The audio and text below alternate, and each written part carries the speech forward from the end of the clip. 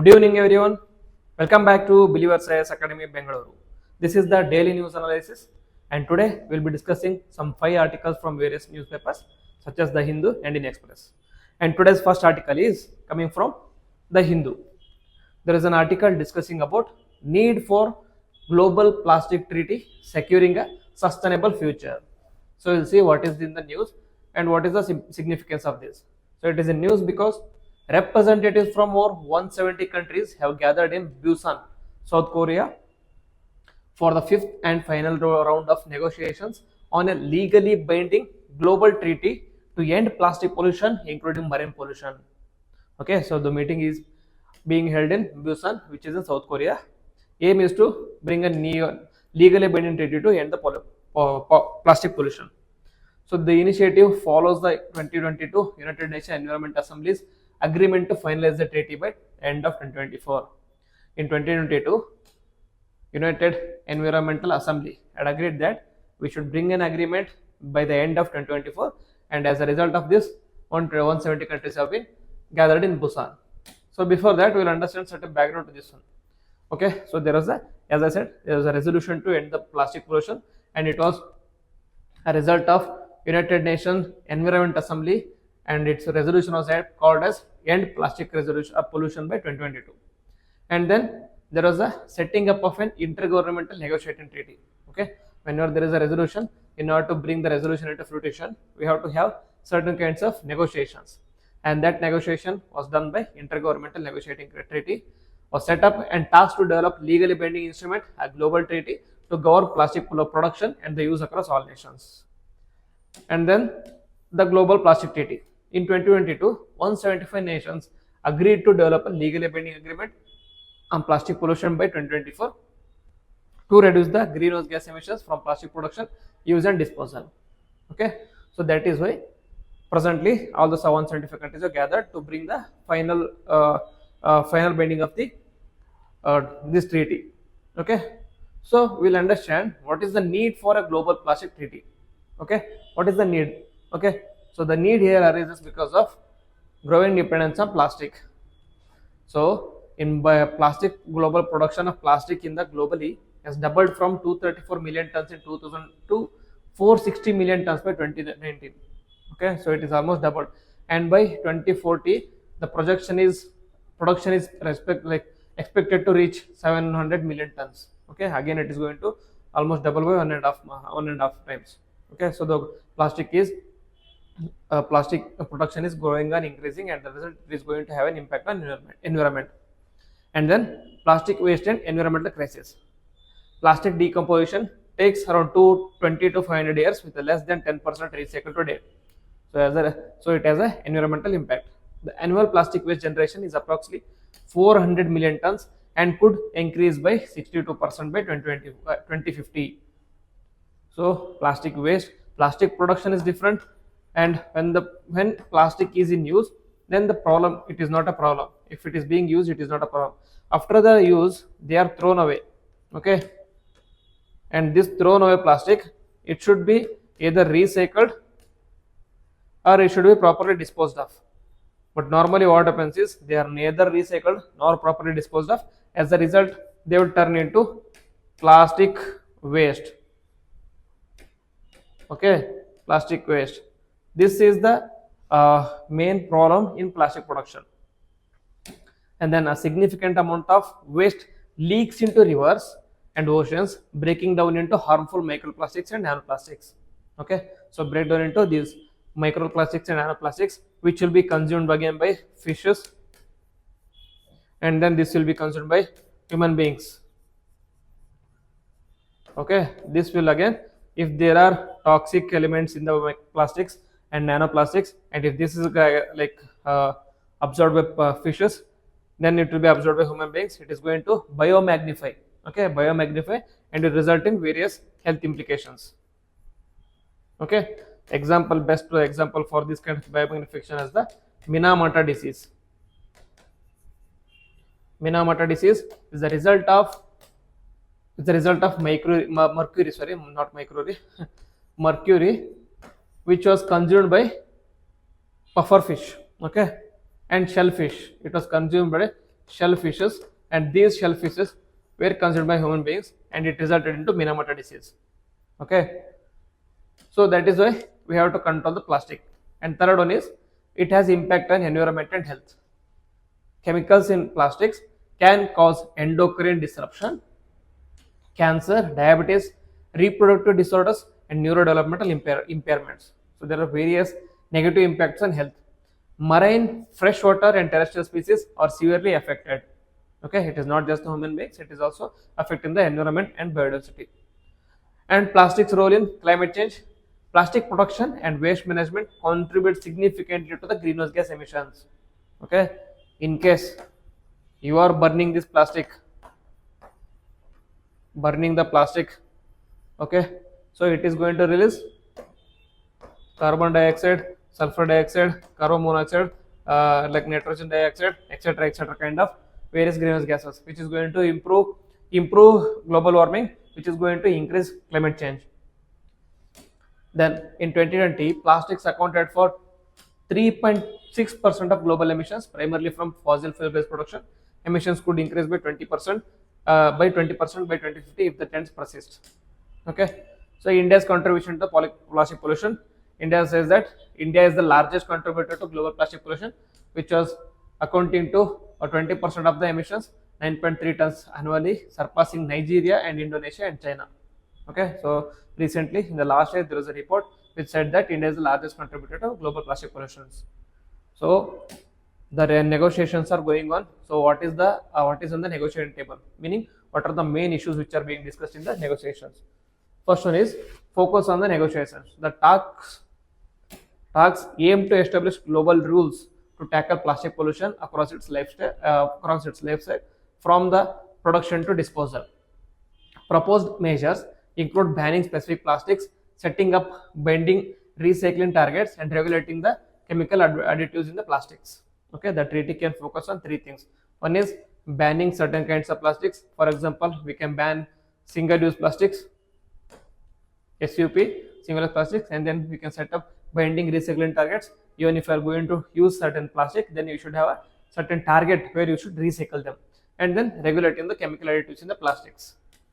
Just transition considerations, meaning discussions include ensuring a fair transition for workers, communities, and livelihoods affected by reduced plastic production and the elimination of certain products. Okay, if you are going to eliminate certain plastic products, the communities, people who are dependent upon the plastic are going to suffer. For them, there should be some alternative. Okay, for them, there should be some alternative so they can have transition towards no plastic zones. Okay, no plastic future. And then there are diverging positions among the nations. So countries remain divided on key issues, particularly on the production caps for plastics. Okay, so there are two aspects or two groups in the discussions. One is opposition to production caps, such oil and gas rich nations like Saudi Arabia, Iran, Russia, and India oppose strict production limits, favoring downstream measures like improved waste management. They say that these countries are developing countries and they require plastic. Okay, they require plastic because alternative to plastics are very costly. Okay, alternative to plastics are very costly. So don't ask us to reduce the production. Instead, focus on waste production. Instead, focus on waste management. Once you produce plastics, once you use those plastics, and once you use those plastics, they become waste. Here we should focus on these things. Meaning instead of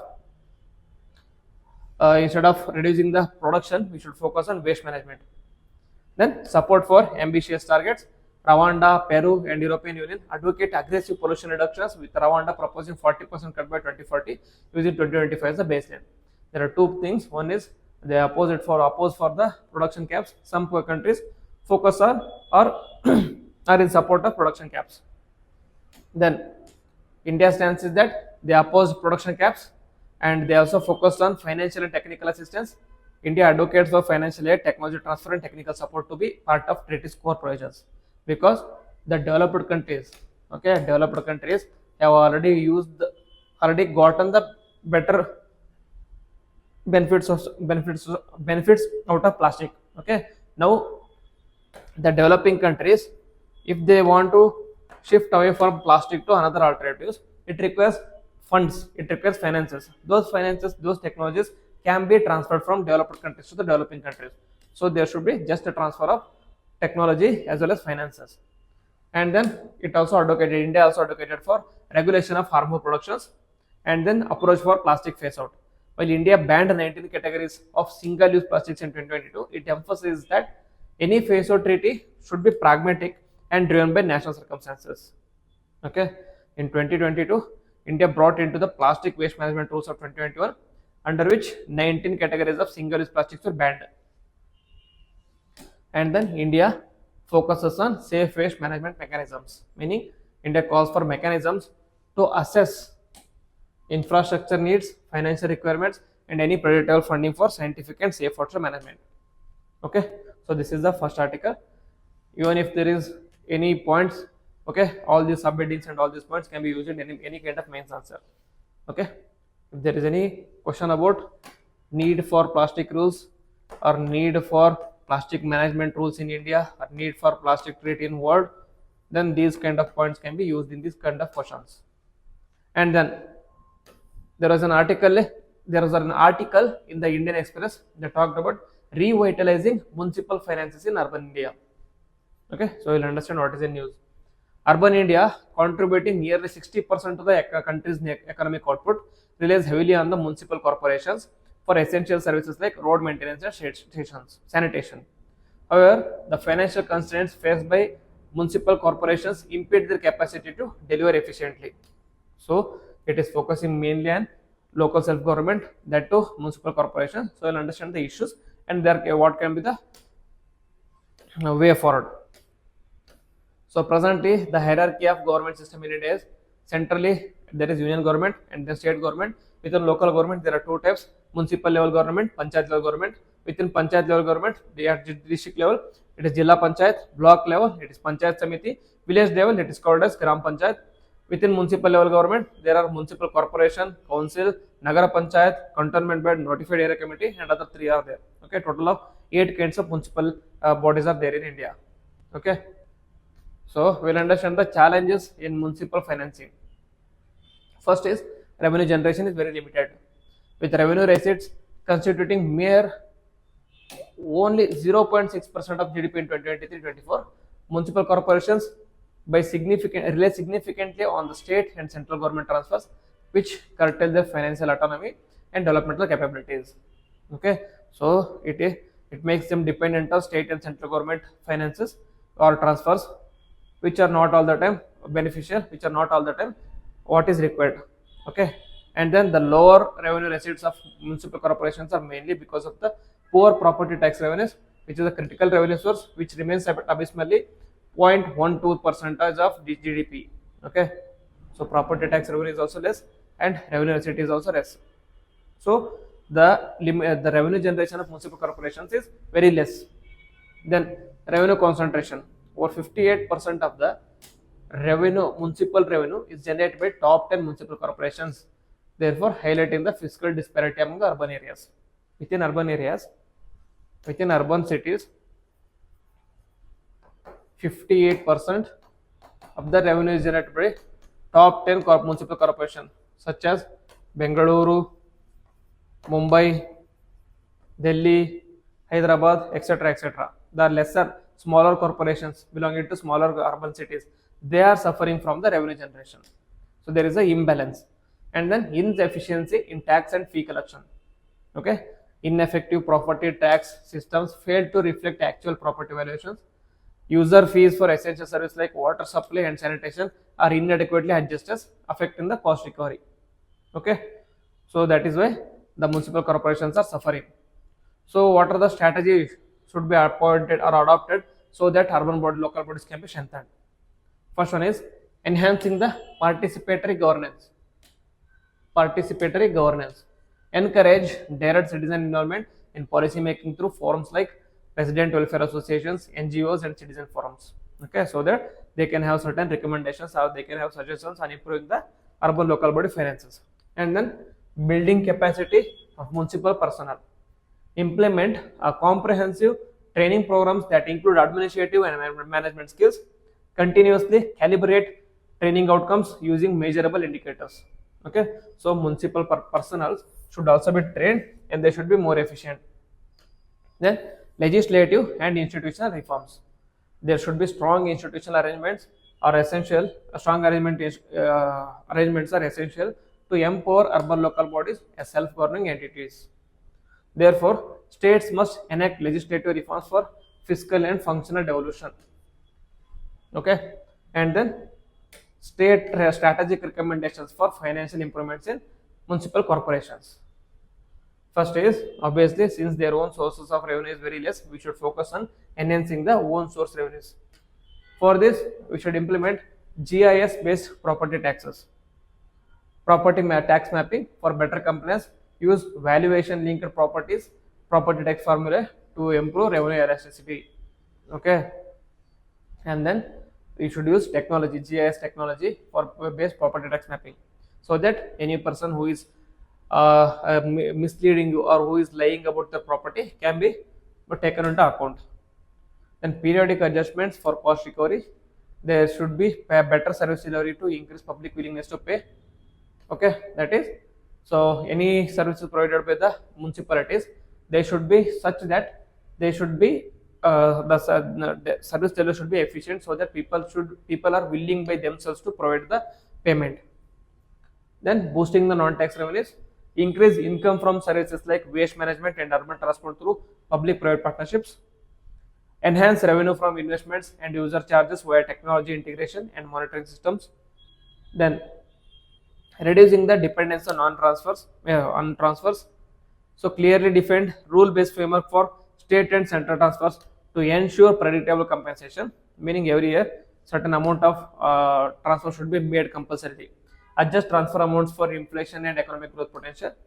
And then there should be strengthening the fiscal management, which focuses on digitalization and automation to streamline expenditures and free resources for capital projects. Then pooling resources across municipal corporations to fund large scale infrastructure projects.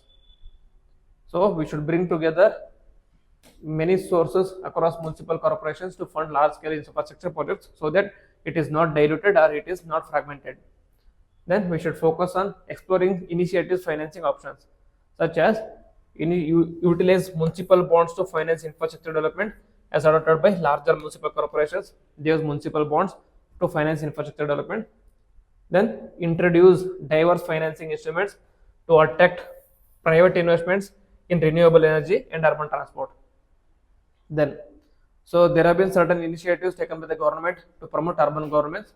First one is citizen-centric programs, that is Swachh Sarvekshan, promotes citizen participation to enhance urban hygiene, and Swachh Bharat Idea Book empowers citizens who contribute innovative solutions at the grassroots level. Then performance-based indexes such as Ease of Living Index, which evaluates urban living quality across three parameters, that is quality of life, economic ability, and sustainability. This index gives you an idea which city is best for you to live. So if you are preparing or if you are planning for your future, if you want to settle in a particular city, then you can go through this Ease of Living Index. Then Municipal Performance Index. This assesses urban local bodies' performance in service delivery, financial management, planning, and technology governance. So this is about urban local bodies. We saw the challenges and we saw certain recommendations on how to overcome these things. And the third article is US State Department wants Google to sell Chrome. We'll see what is this. The US Department of Justice, that is DOJ, and multiple states proposed measures to address Google's alleged monopolistic practices, and one of the measure was to possible sale of Chrome web browsers. This comes under the landmark ruling in August, where the judge Amit Mehta of US District Courts of Columbia said Google is a monopolistic and it has acted as a one to maintain its monopoly. So we'll see what is its background, what are the cases against Google, and what will be the implications. Okay, this US Department of Justice, if you have been reading news or if you are listening this class, you would recognize this. They were the same Department of Justice, a DOP, who alleged Adani groups, Adani and Azure Electrics, of bribing. So it is the same group or same court which alleged about this Adani. Now, in this case, it involves multiple lawsuits filed by US Department of Justice and several state attorney generals. These lawsuits have accused Google of using anti-competitive measures or tactics to maintain and expand its dominance in online search, advertising, and related markets. So, what are the multiple antitrust lawsuits against Google? Is first one is search market. The US Department of Justice filed a lawsuit against Google in 2020, alleging that the company violated antitrust laws by creating barriers to entry and maintaining monopoly in the search market.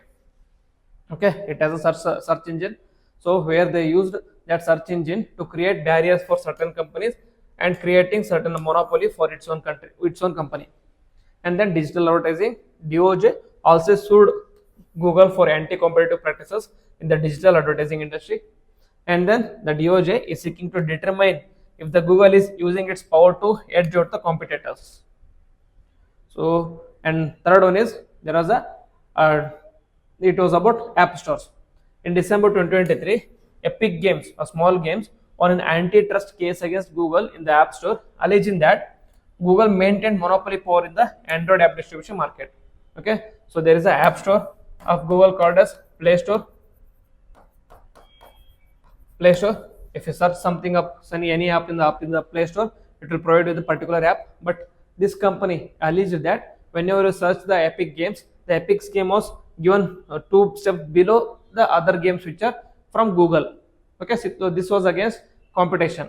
So they won the lawsuit against Google previously. So here, what are the proposed remedies against Google's search monopoly? First one is proposed to measure the address Google's monopolistic practice and foster competition. The measures are first one is encouraging competition and innovation.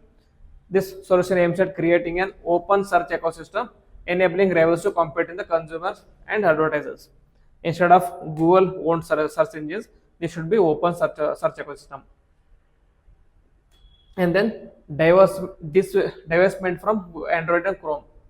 Okay, Google may be required to divest from Android to prevent its use for the excluding rival search providers.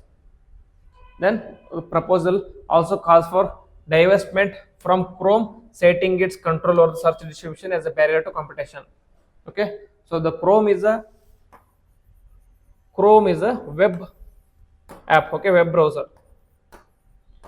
Within this Chrome, there can be any search engine, but because it belongs to Google Chrome, as soon as you open the Google Chrome, there will be search engine which is google.in.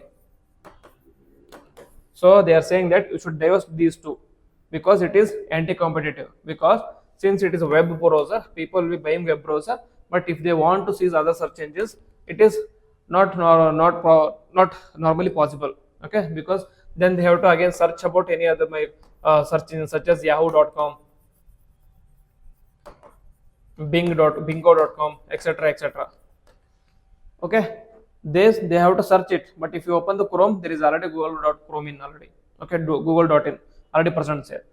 And then there are restrictions and exclusive agreements and acquisition. The Google should be banned from entering exclusive agreement with content publishers and acquiring competitors in search or ad technology without prior approval. Then prohibition on owning search related assets. Okay, Google should be prohibited from owning web browsers, search competitors, query based AI products or related ad technologies, because they own so much of digital technology that they are going to use their own products everywhere. So it is going to be it is anti-competitive. Okay, it is going to suppress smaller players in the digital market. And then data sharing requirements. Google must provide rivals with the ad and its user side data for 10 years, free of charge, with privacy safeguards to ensure fairness and transparency. Okay, Google also found to be misusing or using the data of individuals or persons for its other purposes. So that must also be reduced now. So what is the Google's response to proposed remedies? Google's parent company, that is Alphabet, criticized the proposals as staggering and accused the Department of Justice of pushing a radical interventionist agenda. It argued that measures would harm consumers, developers and small businesses. It said that it will undermine the US global technological leadership. It will disrupt the popular Google products, including search and AI advancement. And these are the Google's arguments. and what will be the potential outcomes if these legal proceedings are continued. So Justice Amit Mehta or Judge Amit Mehta has scheduled a trial for April to address proposals. If accepted, Google may be forced to sell Chrome within 6 months.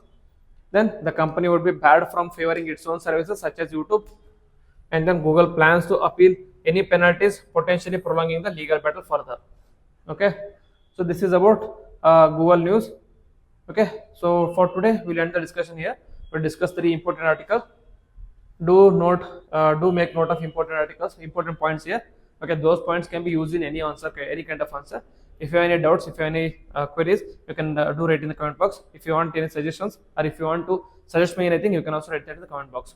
If you like the video, please like it, comment on it, and share with your friends.